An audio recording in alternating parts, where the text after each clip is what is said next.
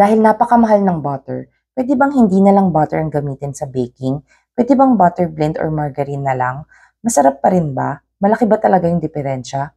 Let's put it to the test to find out. Actually, nashock ako sa resulta. As you can see, pagdating sa itsura, halos walang pagkakaiba. Medyo mas nag-spread out lang ng konting-konti yung ginamitan ng butter blend at margarine. Pagdating naman sa texture, dito may kapansin-pansin na pagkakaiba ang ginamitan ng butter at butter blend.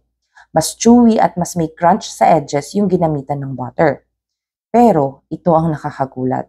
Yung ginamitan ng margarine ay halos kaparehas lang ng texture nung ginamitan ng butter. Ganun pa man, malalaman mo talaga kung ano yung gawa sa real butter dahil sa amoy at lasa.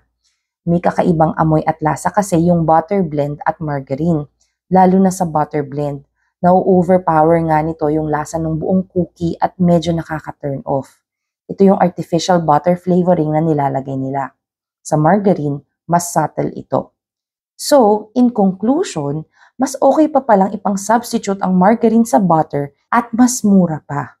Ang tanong ko lang, may margarine kaya na walang artificial flavor? At ganito pa rin kaya ang magiging resulta kung mamahaling butter at butter blend ang gagamitin natin? Make sure to follow dahil sasagutin natin yan sa mga susunod na kitchen experiments dito sa Leslie's Test Kitchen.